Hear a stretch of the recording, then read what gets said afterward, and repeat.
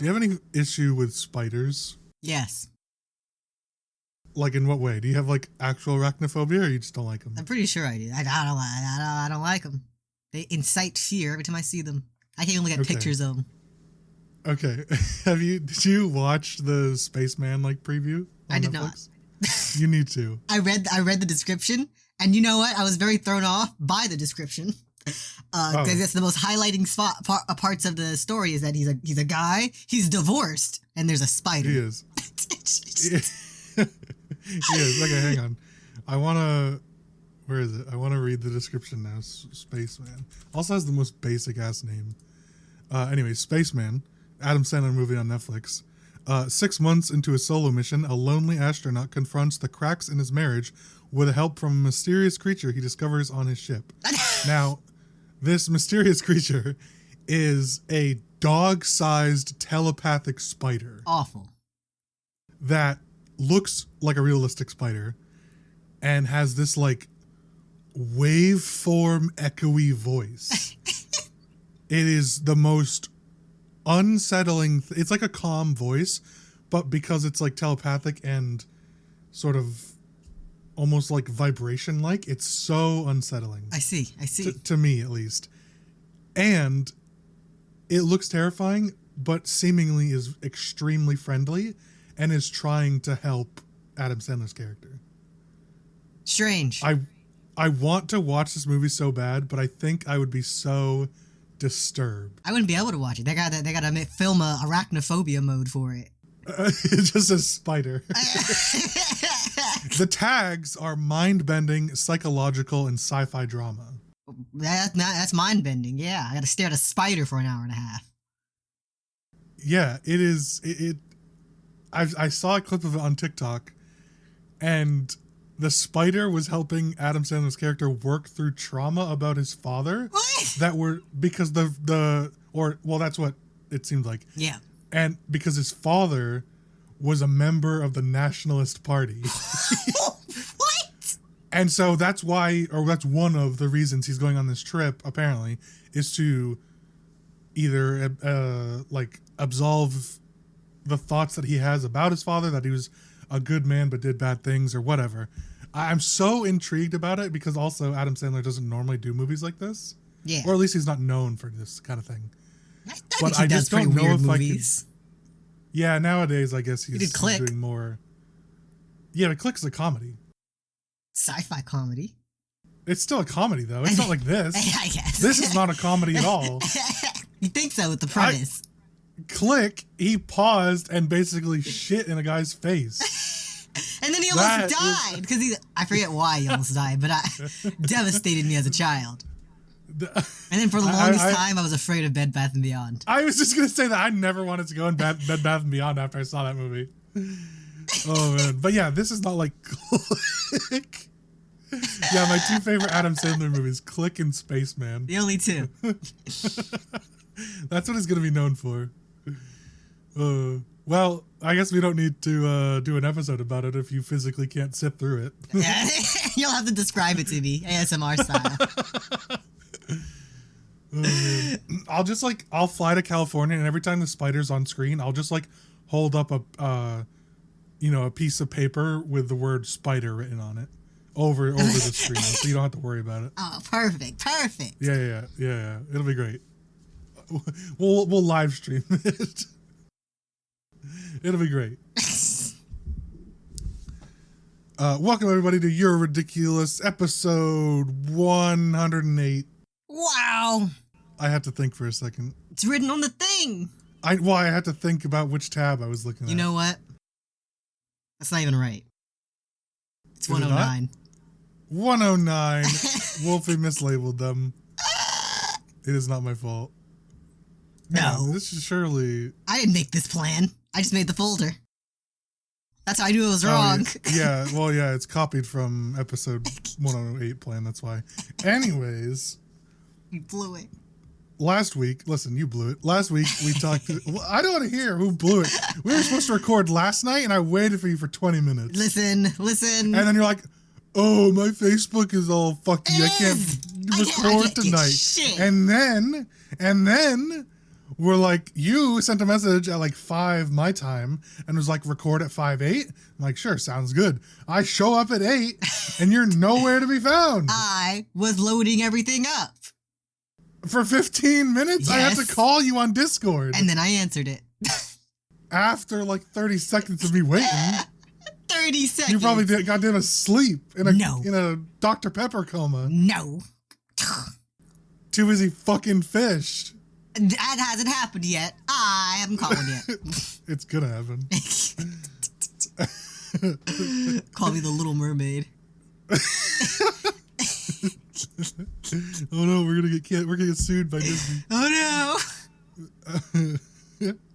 Last week's topic was Avatar. Netflix's Avatar, of course. Indeed. I was waiting. I thought you were gonna say more because it's longer. Well, it is longer, but who cares? They know what they're talking about. Listen, it's not like Netflix produces the Blue People movie. I suppose they don't even have access to it. They're missing out. They're fools. No, it's true. Is that streaming it's on Disney anywhere? Plus. Oh, it's on Disney. It's on Disney Plus, which I don't really know why it's on Disney Plus. That is yeah. They're the only ones who can afford it. But that's probably true. They probably just like, hey, we got the sole streaming rights. Yeah. But this week we're not talking about that. That's over with. That's done with. That's right. You've already seen the Avatar, and you're disappointed in it. Seen it twice. Thrice. Well, no, we don't talk about that middle one. That one that got a fucking 5% on Rotten Tomatoes. We don't talk about that. However, Avatar is Netflix's #1 rated show right now. Or sorry, #1 watched show. I did see that. Mm-hmm. The curiosity is kicking in. It's good. Although it has its pros and cons like everything else, but anyways, we're not talking about that. Yeah. We're talking about Nimona, another movie on Netflix. Yeah. What? Go. I was just gonna say, quite a movie it was. Oh, you thought so? It's the definition of a movie. Wow. Well, I'm not wrong. I mean, I guess. Wolf, let's get right into it. What is Nimona? Nimona is set in like post-apocalyptic but recovered in sci-fi place. It's like very it's fantasy-esque with a bit of sci-fi mixed in. Since they all dress like knights and such, but then they also have they have swords that turn into lasers at the hilt for some reason. Mm-hmm. Mm-hmm. Yeah, it's all unexplained. And there's Nimona. What's his face? Other main character, Ballister. He's been framed for the murder of the queen in front of everyone. That's right. And it's up to him and the help from her to prove his innocence. Mm-hmm. Et cetera, et cetera. And it was great. The movie Disney tried to take it out back and shoot it. Yeah, it was originally supposed to be on Disney Plus, and then they canceled it. Yeah. After, I think they sold the studio? They bought the studio that was making it, and then tried to destroy it. Right. And then eventually Netflix picked it up. So Disney Plus just dropped it altogether. Yeah. I love that, because now it's an Oscar-nominated film. Yeah, you know what? Maybe that's why Warner Bros. Doesn't want to sell the rights to Acme. Make a fool of themselves. Something. It's gonna, once they sell it, it's gonna, or just, offload it somewhere, it's gonna win a bunch of awards, and then they're gonna look foolish. More foolish than they already do. True, if that's possible. Yeah, Nimona, Oscar nomination for Best Animated Film, I believe, for 2023. And we find out, though the Oscars take place March 12th. So about next week, we'll find out how it does. Yep. Perfect timing. Yeah, I know, right? But one thing I want to talk about was the cast. Because I always, whenever we watch a movie or show, I always talk about the cast. There's nobody in here that I really know. Oh, perfect. I know RuPaul, who really just plays... RuPaul, probably the most famous drag queen. Yeah. The drag queen of all is, I guess, more appropriate. The drag of all queen. That's right. The queen of drag.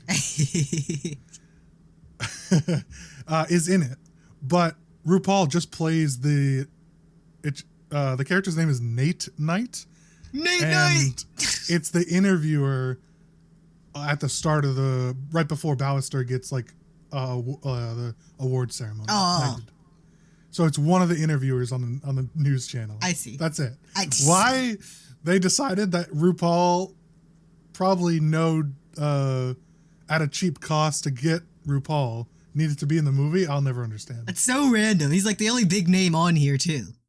Right. I've heard of Chloe Grace Moritz. She's done many things before. A bunch of different movies and TV shows. Other than that, I have no idea who anybody is. I've never heard of most of these names. Not to say, it may be my own ignorance or whatever, but not like the biggest cast, but I will say all the voice acting, 10 out of 10. Oh yeah, they blew it out of the park. Really did. It was so, so good. Also, do you want to talk a bit about the animation? Because it's kind of weird. Oh, I love it. It was very, very good, but odd. It's what Wish was supposed to be, but then Disney incorporated it. Wait, the movie Wish or Wish Dragon? The movie Wish. Okay. Where Wish was supposed to be like 2D animated, then they're like, okay, we'll do the 3D, but it looks 2D animated, and they fucked that up somehow. Right. Nimona looks great. Nimona does look great. It also at certain times looks like hand painted. Yeah. Especially when you get towards the spoiler, as always, towards the end when she turns into the big monster. Yeah. And the sort of light shadows coming off of her, they're like wisps of paint. It looks so cool. Oh yeah, it looks awesome. It's so, I love it. It's so cool. I have never seen something quite like that, and I want more now in this exact style. One day, maybe. Maybe. One other thing though is that this story was incredibly predictable. Was it? Well, I know you. Yeah, we both have a history of me being able to predict things and you not seeing anything, even if it's thrown in your face. I'm too along for the ride. Suspension of disbelief kicks in too much. The most obvious one to me, and I'm sure many other people as well, was that the director was the one behind it all. I didn't see that guy. I knew someone framed him. I was like, yeah. I even texted you that like 20 minutes before the reveal happened. I'm like, I bet it was the fucking director. And then I was like, I knew it. I knew it. And all these things. I'm like, I knew she was going to die. I knew she was coming back. It was so predictable, but it didn't lessen my enjoyment at all. Right. I was pretty on the fence whether or not she was coming back. I was going to be upset if she didn't. And then they waited till like the last frame to show it. And I was like at the edge of my seat just waiting like, oh, they better bring her back. It's not fair. And luckily they brought her back. It's true. It's not fair. I really liked that whole storyline because throughout the whole movie, nobody really accepts Nimona for who she is. That she's a monster. She even gets, histories get written against her and all that. And she still decides to save the city and all the people that don't really like her. Yeah. That are afraid of her. And she still sacrifices herself selflessly to blow up that dumb director lady. She was ready to go full nuclear. And for what? Literally sacrifice more than half the city just to kill one monster. The only monster. Yeah, indeed. The only monster in the world. And one that's not even a monster. Like, she's just pink. That's right. And she can, she has powers that people don't have. Like, yeah. So I liked that whole thing. However, did you know that this was originally is based on a book? I did not know that. It's a novel. It won several awards, including. I just watched a bug fly into a spider web. What a fool! I'm gonna have to go clear that out. That is horrible. That's its food. That's its dinner. Anyways, yeah, I don't want to see that though. Anyways, yeah, it won 2 Eisner Awards, which are awards given out to novels for great creativity. However, in the original novel, she does not come back. Yeah, she just sort of dies. I'd lose it. Which is probably why they made this change. I don't know how much of the author was involved, or the original author was involved in this story, but I could totally see that, because it's basically targeted at kids. Yeah. Or maybe, young adult, not entirely sure, but that they would want to have that sort of happy ending. Too devastating of an ending. I think why this one's, because this is it. It's not an original concept. Oh, a monster outcast finds another outcast to attach themselves to. And I'm watching it and I'm realizing the reason it really works is that Nimona legitimately didn't do anything. I mean, it's basically Shrek.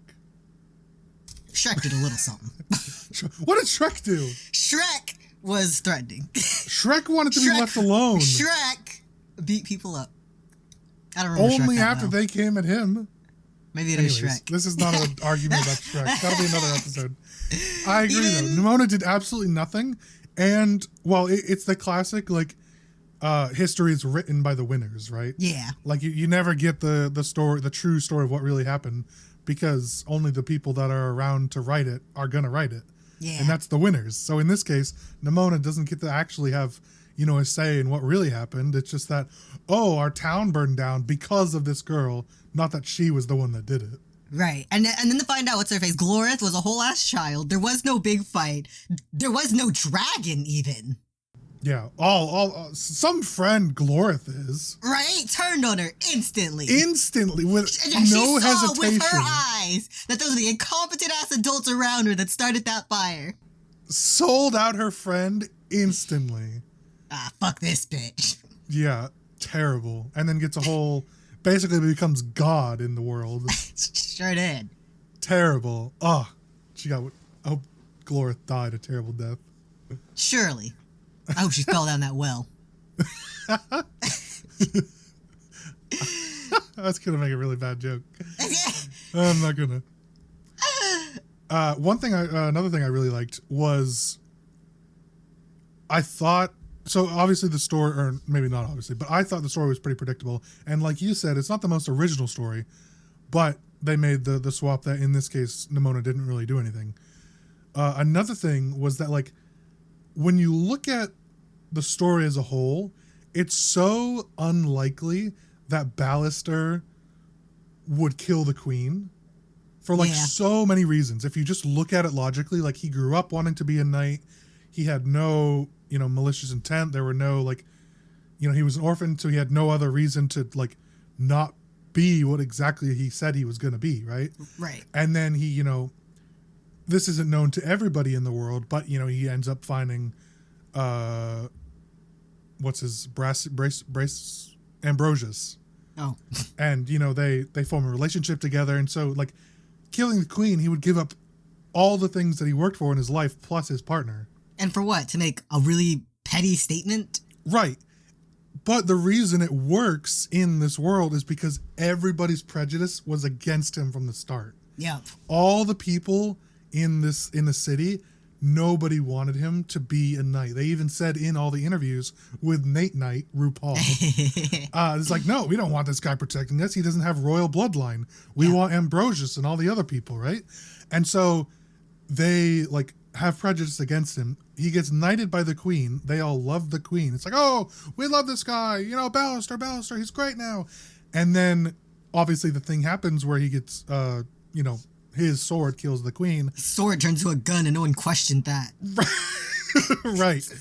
And then they fall back on their original prejudice towards him. And it's I knew this guy was a shitter from the start. Yeah. I said it before. I hated this guy. So it's so easy to disregard all the logic behind, this guy is clearly not the guy who actually murdered the queen.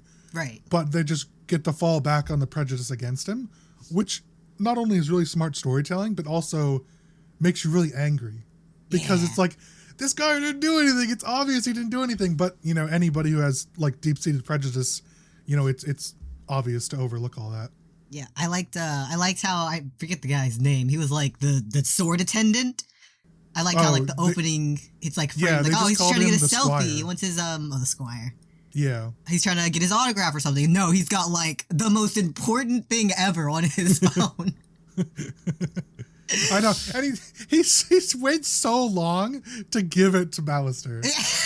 Ballister had to hunt him down. Fucking bounty hunt his ass. Drag him into a fucking alley. Oh, and just like, oh yeah, I had this the whole time. I wanted to give it to you. Isn't this helpful? Oh man, it was so stupid. It was in a great way because like obviously, you know, he has information that literally uproots the society that he's in. Yeah. So it's like, you know, what maybe I don't want to share this. Right, exactly. Like, should I share this? Should I just let this guy go down? You know, someone needs to be held accountable. All this stuff. I also like that the beam from his sword was the exact same one the turrets on the buildings. Oh yeah, that was more evidence. Right, and ultimately ends up being the same one that the director had in her staff, but I don't know how many people knew that her staff was a weapon. So, but yeah, like if they've ever fired a fucking beam before, which surely they have at least once to make it work, right? Yeah. It was the same one, same color, same technology. It's just like, this is sus. This poor schmuck just happens to have this advanced technology that our kingdom also uses. Going back to the squire, he tried to warn Ballister in the beginning. And then the queen shows up and he's just like, oh, I better fuck off now. Got as far as he could. Oh, it was... his morals ran out. Had to go to the bathroom. Oh, we'll get that selfie later, Ballister. Oh, man. I think it was... So I have... You know, this whole... Neither of us, any of us, we're rooting for the whole, like, you know, gay storyline agenda, right? Yeah. But I did appreciate that the romance was not, I don't want to say pushed because that's not the right word, but it was more like thoughtful in the story. It was a part of how these two connected rather than being like a love story. It wasn't romance above all else. Right, exactly. Exactly. And I thought that was really nice. When Golden Heart, what's his real name? His first name? Ambrosius. When Ambrosius came to him like, no, this girl, she's manipulating you. She's the real monster. He doesn't fall for it. He doesn't switch up on Nimona. Though it does lead into like the next scene I think they did really well. Every cartoon movie these days, it has like the misunderstanding section. Yeah. And they're usually convoluted and very annoying. But this one, it was a true misunderstanding. Oh, yeah. From Nimona's point of view, she's accusing her of being a monster, and that's not what he was trying to do. Right. And he realized that. Yeah, and even before it's Ballister and Nimona, you go back to, or was that, you were talking about Ballister and Nimona or Ambrosius and Ballister? Both, really. But right. Ballister and Nimona.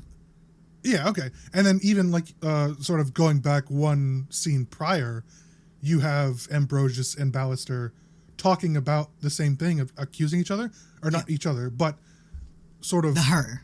Right, the her as in, but they're talking about different people. Yeah. Again, sort of expanding on the confusion of the whole scenario. Ballister's like, you get it. Instant revolutionary. No. You understand. We can eat our nachos together. Nachos canceled. Yeah, so I just really appreciated that it was like, the love story was there, but it wasn't for like love story's sake. It wasn't the focal point. It was really nice. And it was like a really pleasing relationship. It wasn't like, we're going to win through the power of love. It wasn't like a dumbed down, because it's obviously a family friendly movie and for kids and everything, but it wasn't, you know, dumbed down at all. Yeah. Love to see it. Wasn't literally fucking Yu-Gi-Oh! Where they just like break all the rules because of the power of friendship. We just love each other so much, we're going to make this work, even though it doesn't make any sense. Yeah. Yeah. And sort of expanding on this sort of relationship dynamic, it's easy, in theory, for Ambrosius to turn his back on Ballister, but he loves him, and he just, like, he wasn't hunting him down to take him to prison. He was hunting him down for answers. Like, what happened? Like, obviously, when Ballister was imprisoned, he couldn't talk to him. Yeah. So it's like, I just want to know what happened. I want to find you. I want to probably, you know, help prove your innocence, and then things can go back to being how they were. Yeah. And since he doesn't know Nimona, he's not really to let go of that propaganda just yet. Even though he can see it, It's funny. He's like, that girl, she's tricking you. That's a fake recording. She can shapeshift. I'm like, he knows she can shapeshift. It was there. He recorded it. It's so good. There's I mean, you already said it, but the entire storyline and history of this world is literally just like manipulated bullshit misunderstanding. Yeah. It's just like, it's literally the patient zero for history, or for when history is written by the winners. Yeah. And it's the most frustrating thing, but that's the status quo. It's not going to change. Yeah. It's literally impossible for something like that to change. 30 years of your nation state that's like completely cut off from the world around it because some idiot started a fire on accident. So Tom Gunn just threw a torch. It's like, oh, that lights stuff on fire. I'm gonna throw it around my village made of wood. Let me chuck my lit torch on top of some dried hay bale. Oh no, this little girl who can shapeshift started it all. Look at her. Oh, it's all her fault. She should have shapeshift. She did. I really like when she turned into Kwispy Dragon. Oh yeah. And then she just starts shooting like cereal at her mouth. Projectile bomb at Boba. Oh, there were so many good points in this movie. I really enjoyed it. Yeah, loved it. So let's rate, what do you rate the voice acting? I want to split it up because there's a lot of points in this movie. Rate the voice acting. 9 out of 10. I'm going to go 9 out of 10. I know I said 10 out of 10 earlier, but 9 out of 10. Really, really good. My only thing was I wish maybe that they had some more characters beyond like... Oh yeah, the core 4. Right, there was really just like 4 to 5, 4.5 if you count Todd. Todd. Characters, and that was good for the story that they were telling, but I did wish that there were like some more people we could get in towards, but yeah, that's a minor pick. Like that's nothing crazy. What about the art? Rate the art. Oh, 11 out of 10. Yeah, this is 11 or 12 out of 10. Love it was art. It was so good. All of it's really good. I like everything about it. Also, I didn't notice this. I'm looking at the like splash screen right now that Nimona's shirt is like scaled like a dragon scale. Oh yeah. Which is like one of the things that she supposedly turned into back, in the scroll. I wonder when she learned dragon. Right. I wonder when she learned any of it. I mean, because you can see the other animals walking around. When did dragon enter there? Is there a real dragon out there? Or did she see the Kwispy dragon and be like, that's me? Right, yeah. Because she doesn't ever turn into an actual dragon, right? She doesn't. It's just the Kwispy dragon. And I didn't pay much attention to this, but maybe you did. What about sound and music? Oh, I love the music. I liked, especially when they were like doing the dance scene when she's a shark. Yeah, that was good. The lighting is real good. It's got the creative lighting.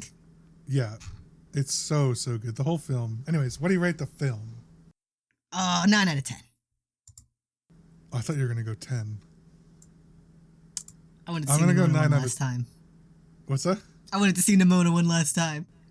Oh yeah, fair enough. Well, I'm gonna say 9 out of 10 as well.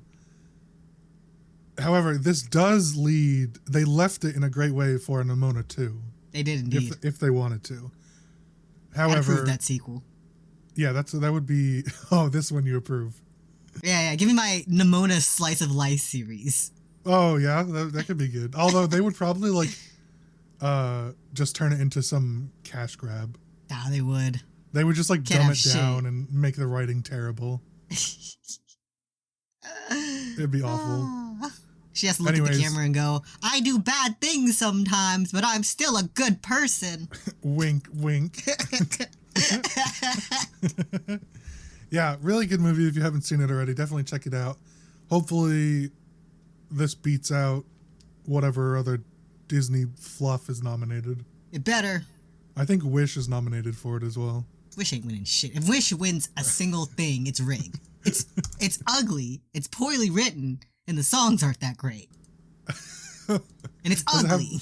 Does it have more than 3 songs? I don't know. I think it has one that matters.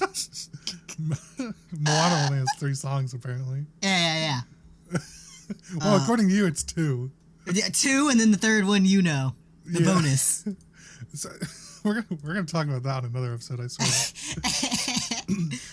Just in time for the Moana TV show / movie. All right, well, if we have a question of the week from Rain, what is it? All right, this week's question of the week is, what animal do you fear the least?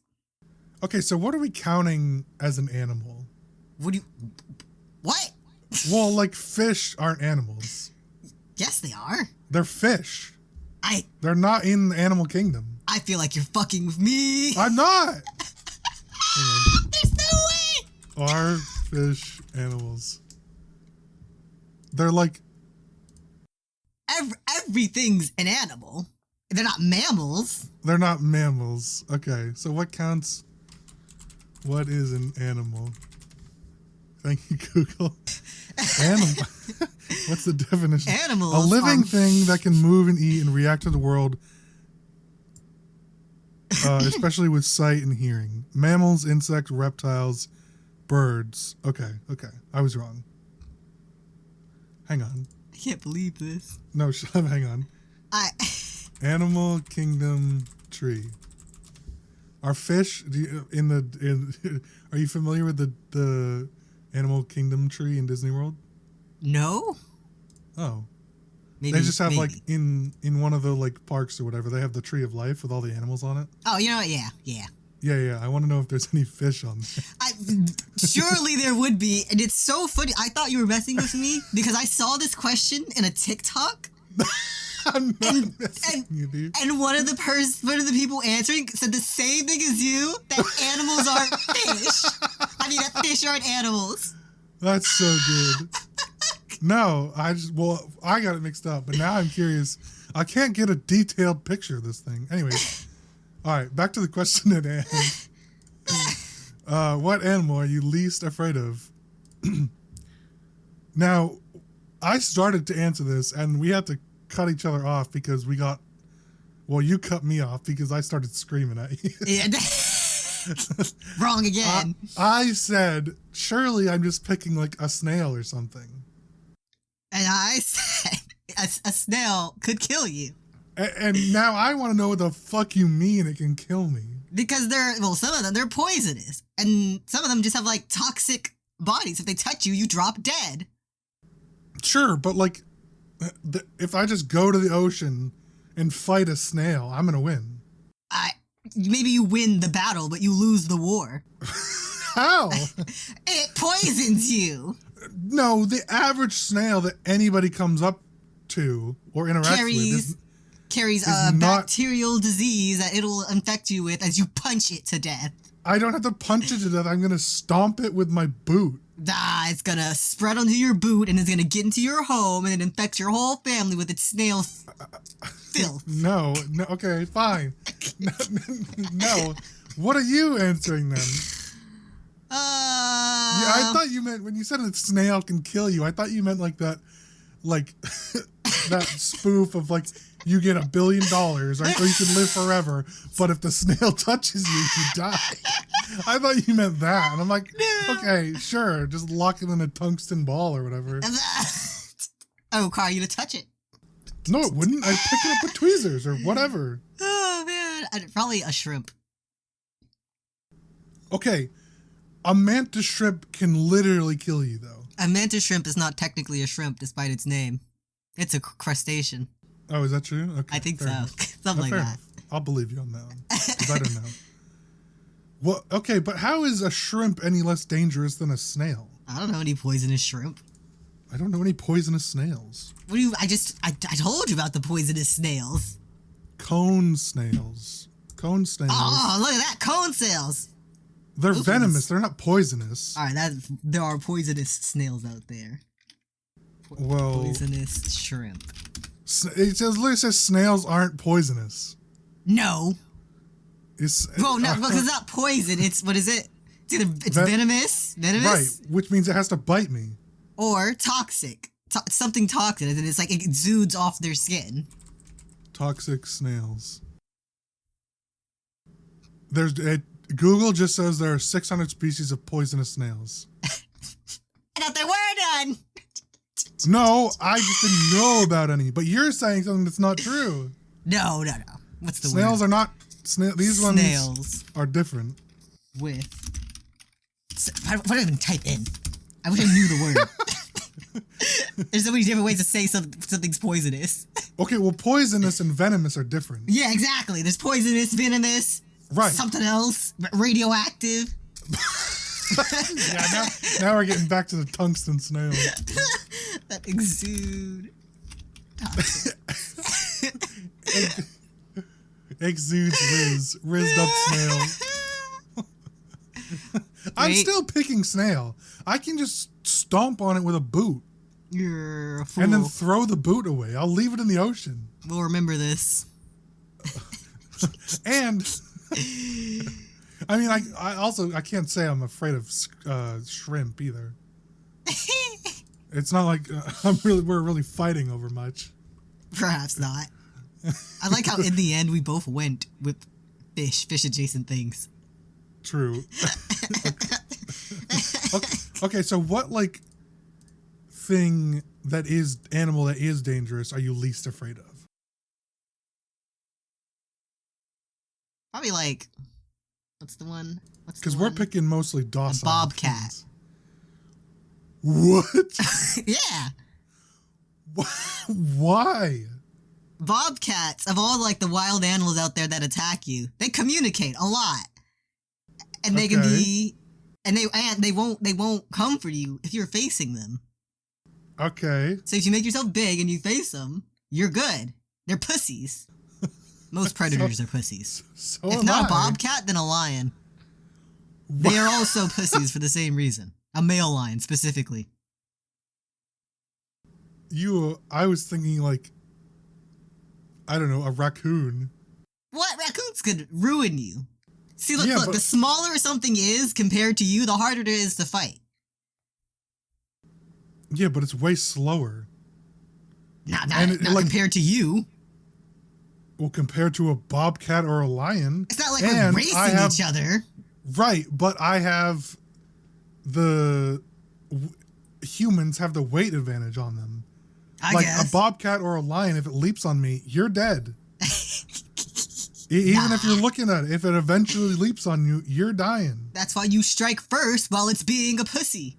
I'm not striking first against a fucking lion. See, that's why you lose. No, I'd win because I'm picking a raccoon. Or especially since as things that don't have natural predators, really, they wouldn't even you have the element of surprise. Like lionfish, how they don't react when you go up to them because they just stick out their fins and nothing messes with them. Right. Which makes them really easy to kill if you're a human. Or I'd pick a poisonous dart frog or something. Because again, I could just stomp it with a boot. It's gonna splat. Yeah, that's fine. Listen, those are poisonous though. I just wear some overalls, and I'll be fine. It's I know lions are pussies because that's why people feel some type of way about hunting them. They will just lay there and take it. I don't know how true that is. It is. Maybe. I remember one guy. I think it was a documentary or something. He admitted that he did hunt a lion once. He was like, "Yeah, it was kind of boring because it's predators. They're not wired to fight back like that." Right. That is fair and makes sense to some degree. But I still don't think I would pick a lion as my first choice. Well, my first choice was the bobcat. Well, yeah, I don't think I like that you pick things with claws and teeth, and not like a horse or something. Oh, yeah, a horse could fuck you up, and they're I know that's what I'm saying. So they're more likely to fuck you up. Also, you know what I learned today? What? An ostrich. If you get kicked by an ostrich, you probably die. I have heard that. They have long claws on their feet. Yeah. And that they're so powerful that one kick can kill smaller lions. And that's how if they get cornered, if they're like, you know, their two tactics are like to either lie low in like brush and blend in or run away. But if they get cornered, then they start kicking. And the kicks can kill lions. And I'm like, so if someone... you have the Beast Boy power that you have. You turn into an ostrich and you kill all the lions. It was all meant to be. It all circles back, the Your Ridiculous lore. Oh, you've been planning this one for ages. It all makes sense now. It all comes back around. What was it? Ostrich, velociraptor, and something else. Ostrich, I don't even remember now. The two that matter. I was like a sun bear, a hummingbird, and a pile of like the floating trash pile, or a jellyfish. Oh, an eel. Oh yeah, you were an eel, and I was the jellyfish stuck in a pile of floating trash in the ocean. It all comes back now. Although I wouldn't fight jellyfish, to be fair. No. No way. Those suckers will asking for trouble. They don't even have to fight you back. You're just dead. You just die. No thanks. Yeah, I want to at least, go out in style, not just drop dead. The most embarrassing thing: stung to death by jellyfish cluster. Cringe. I mean, dying from like any sort of like electricity or toxic or poison or whatever is cringe. True. Yeah. You don't get to go out in style. You just like kind of die. If I get poisoned and it's uncurable, you best believe I'm gonna go do the most dramatic death possible before it takes me.